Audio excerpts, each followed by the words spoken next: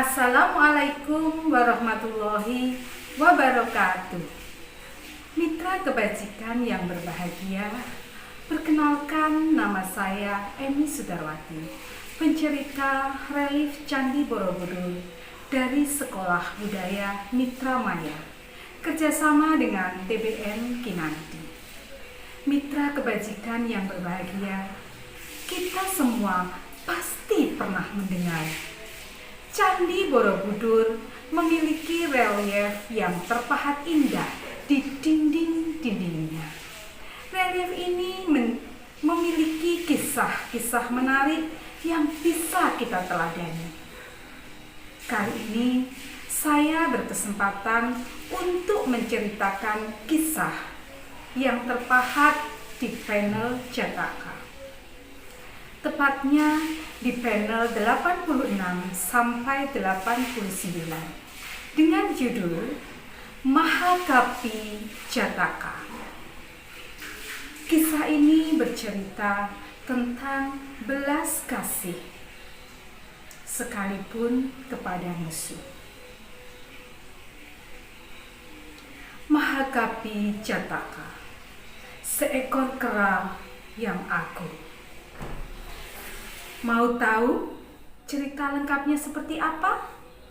Inilah kisahnya. Mahakapi Jataka.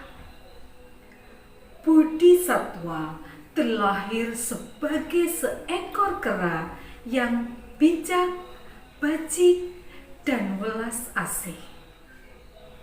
Di pegunungan Himogiri yang sangat indah, hiduplah seekor kera yang penuh welas kasih. Kera itu bernama Mahakapi. Mahakapi menjalani hidup sebagai binatang. Bodhisatwa tidak kehilangan kesadarannya pada dharma.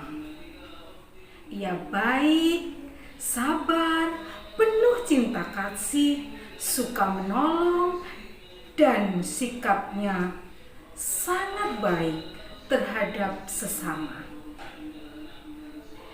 Ia diberkati belas kasih yang tiada batas. Mahakapi adalah seekor kera yang besar dan dia hanya hidup dengan makan makanan sederhana, yaitu daun-daunan dan buah-buahan. Suatu hari, ada seekor penggembala sapi yang tersesat di pegunungan tersebut. Ia sedang mencari sapinya yang hilang. Ia sangat haus dan lapar. Saat itu, ia melihat sebuah pohon yang penuh dengan buah. Tetapi pohon itu terletak di tepi jurang. Karena sudah sangat lapar, orang itu pun segera memanjat pohonnya. Tapi kemudian apa yang terjadi? Tiba-tiba patahlah dahan pohon itu dan penggembala itu terjatuh ke dasar jurang nan terjal. Walau ia selamat untuk sementara, tetapi tidak ada jalan keluar dari jurang itu. Tubuhnya terkulai lemas. Ia pun hanya bisa merintih memohon pertolongan. Suaranya sangat pelan. Ia terjebak berhari-hari di dalam jurang. Suatu pagi, ketika Mahakapi berjalan-jalan menyusuri pegunungan Himagiri, terciumlah aroma buah-buahan yang semerbak. Mahakapi lalu memanjat pohon yang sama. Pohon yang beberapa hari yang lalu dipanjat oleh si penggembala sapi.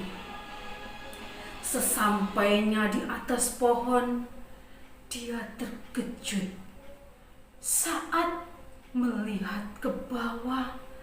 Ternyata ada seorang yang terperangkap di dalam jurang. Orang itu terlihat begitu lemas dan kelaparan. Jika aku tidak menolongnya, pasti dia akan binasa, pikir Mahakapi. Mahakapi lalu berseru pada orang itu, "Hai orang yang ada di sana, jangan cemas, aku pasti akan menolongmu."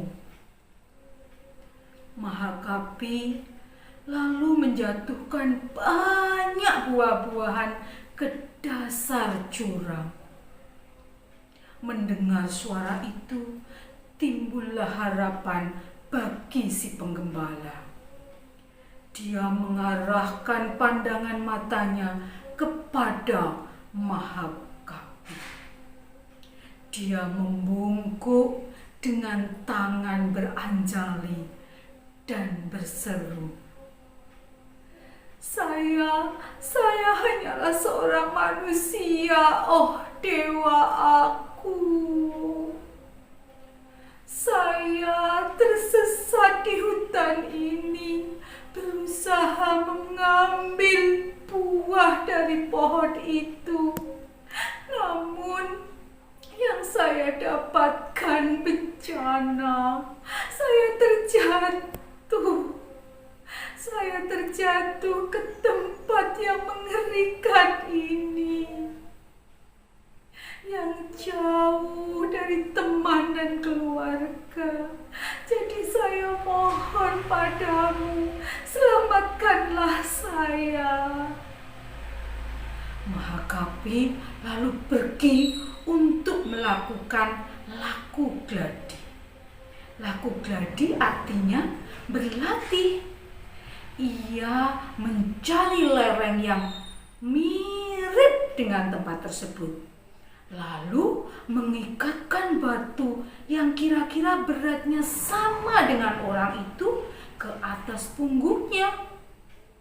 Lalu ia pun mulai berlatih memanjat. Setelah kekuatannya diperkirakan cukup untuk menolong orang itu, Mahakapi lalu menuruni jurang hingga ke dasar untuk menolong penggembala sapi itu. "Naiklah ke punggungku dan peganglah yang erat. Aku akan membawamu keluar dari dasar jurang ini." Tak disangka, ternyata tubuh si penggembala lebih berat dari dugaannya. Pendakian tidak mudah. Jurang yang didaki sangatlah terjal. Namun berkat dorongan semangat dan welas asih, Mahakapi pun berhasil mencapai puncak.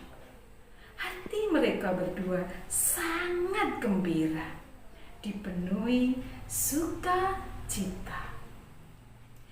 Karena kecapean dan kelelahan, Mahakapi menghempaskan tubuhnya dan berbaring di atas batu. Dengan hati yang murni, Mahakapi berkata, "Sahabatku, tubuhku sangat lemah, sangat lelah. Izinkan aku berbaring sejenak. Setelah lelahku hilang, aku akan mengantarkanmu keluar dari rimba ini. Sementara itu, jagalah aku dari binatang buas."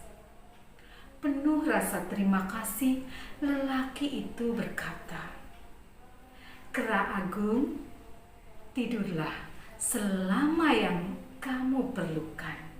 Jangan khawatir, aku pasti ada di sini untuk menjagamu. Tidurlah."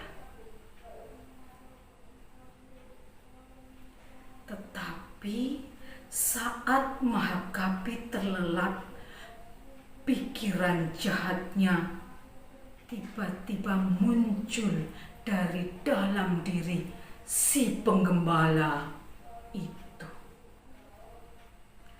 Aku tidak tahu di mana aku sekarang.